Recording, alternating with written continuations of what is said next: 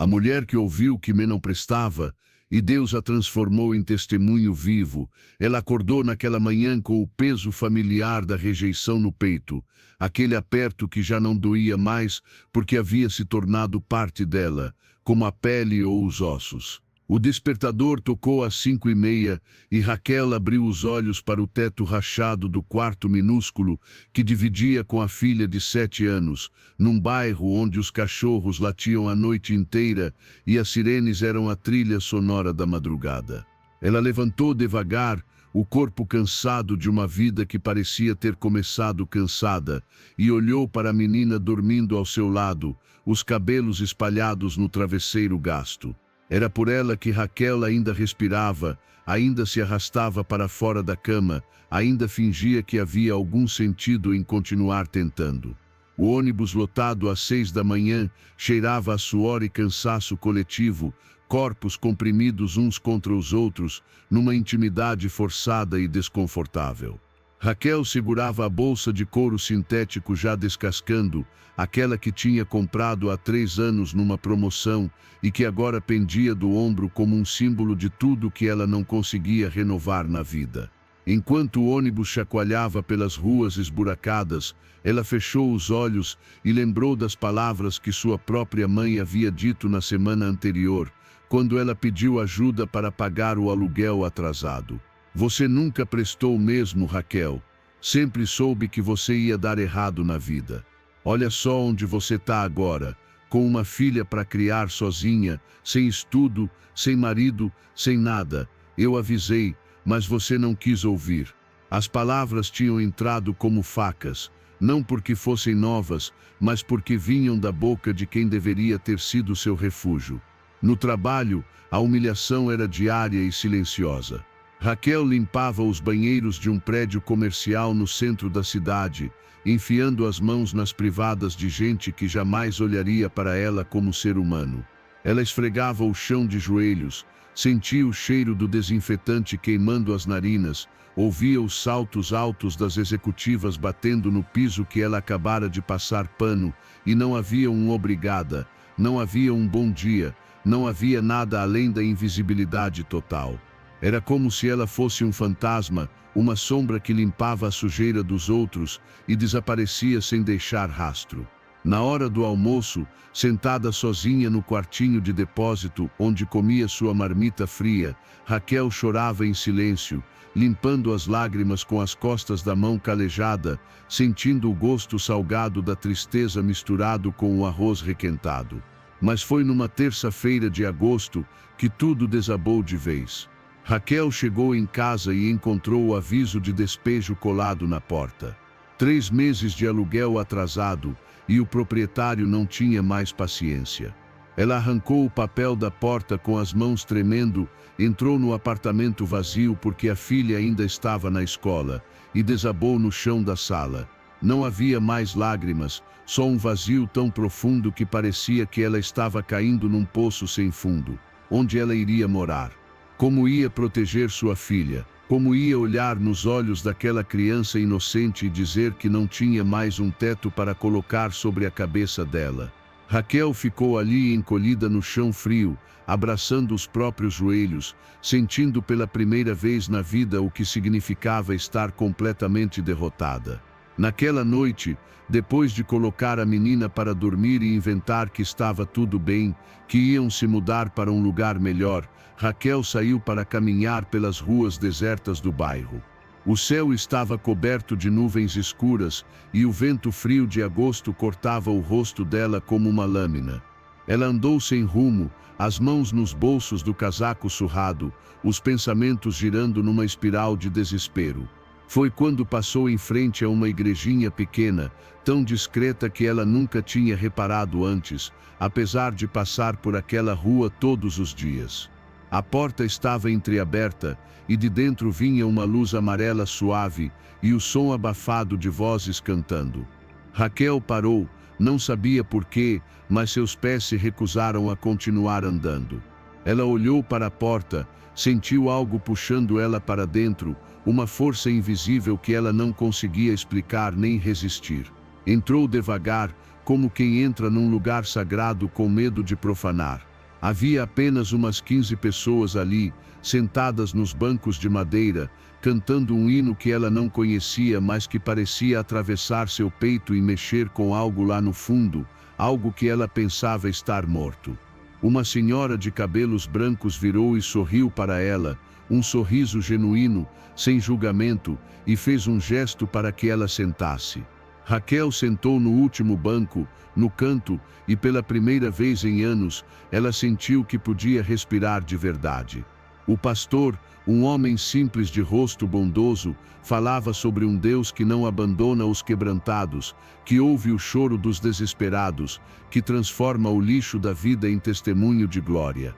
Raquel não estava acostumada com aquelas palavras, elas soavam estranhas, quase impossíveis, mas algo dentro dela se agarrou àquelas promessas como um náufrago se agarra a um pedaço de madeira no meio do oceano. Quando o culto terminou, a senhora de cabelos brancos se aproximou e segurou a mão de Raquel. Filha, eu não sei o que você está passando, mas Deus me mandou te dizer que não acabou. Ele tem um propósito para a sua vida, e essa dor que você está sentindo agora vai ser transformada em vitória. Você vai ver. Raquel não conseguiu responder, as lágrimas desceram sem controle, anos de dor escorrendo pelo rosto, e ela se sentiu abraçada por aquela mulher que era uma completa estranha, mas que naquele momento parecia ser enviada do próprio céu. Naquela noite, voltando para casa, Raquel fez algo que nunca tinha feito na vida. Ela olhou para o céu nublado e sussurrou, com a voz quebrada: Deus, se o Senhor existe mesmo, eu preciso de ajuda. Eu não aguento mais. Toma conta da gente, por favor. Os dias seguintes foram de uma luta intensa, mas algo tinha mudado. Raquel começou a acordar e, antes de qualquer coisa, orar daquele jeitinho simples dela, como quem conversa com um amigo.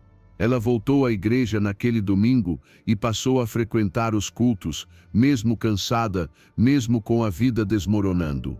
E foi ali, na comunhão daquelas pessoas simples, que ela começou a sentir uma força crescendo dentro dela, uma coragem que não era dela, uma esperança que desafiava toda a lógica da sua realidade.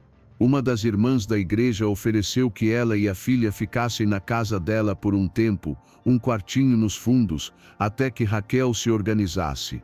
Foi o primeiro milagre, pequeno aos olhos dos outros, mas gigante aos olhos de quem não tinha mais chão sob os pés. Raquel começou a procurar outros trabalhos com uma determinação que ela não sabia que possuía. Distribuiu currículos, enfrentou rejeições, ouviu não tantas vezes que perdeu a conta, mas não desistiu. Ela orava antes de cada entrevista, clamava a Deus na madrugada, jejuava nos fins de semana pedindo uma oportunidade. E então, 3 meses depois daquela primeira noite na igreja, ela recebeu uma ligação. Era de uma empresa de limpeza que precisava de uma supervisora, alguém com experiência, alguém que conhecesse o trabalho de verdade. Raquel não tinha curso, não tinha diploma, mas tinha anos de experiência nas trincheiras, e a dona da empresa viu algo nela, algo que ia além do currículo. Você começa segunda-feira. O salário é o dobro do que você ganhava. Raquel desligou o telefone e caiu de joelhos no meio da sala da casa onde estava hospedada, e chorou, mas dessa vez eram lágrimas de alívio, de gratidão, de espanto diante de um Deus que estava reescrevendo a história dela. O trabalho novo trouxe estabilidade, mas também trouxe dignidade. Raquel não limpava mais banheiros de joelhos, agora ela gerenciava equipes, organizava escalas, treinava funcionários. As pessoas a respeitavam, pediam sua opinião, valorizavam seu conhecimento. Ela alugou um apartamento pequeno mas digno, matriculou a filha numa escola melhor, começou a fazer um curso técnico à noite. E a cada conquista, por menor que fosse, ela sabia que não era mérito dela, era a mão de Deus movendo montanhas, abrindo portas onde só havia paredes, transformando o não presta em testemunho vivo. 2 anos depois, Raquel estava irreconhecível. Não apenas por fora, com roupas melhores e um sorriso que agora brilhava no rosto, mas por dentro.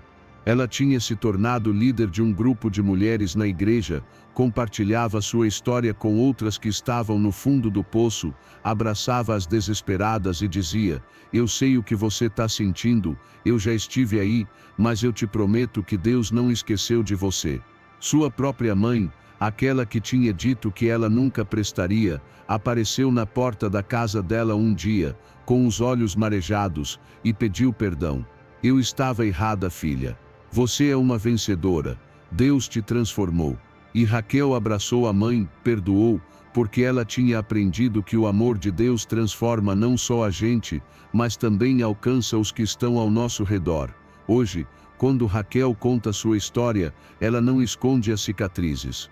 Ela mostra cada ferida que virou marca de vitória, cada rejeição que virou testemunho, cada lágrima que virou semente de milagre.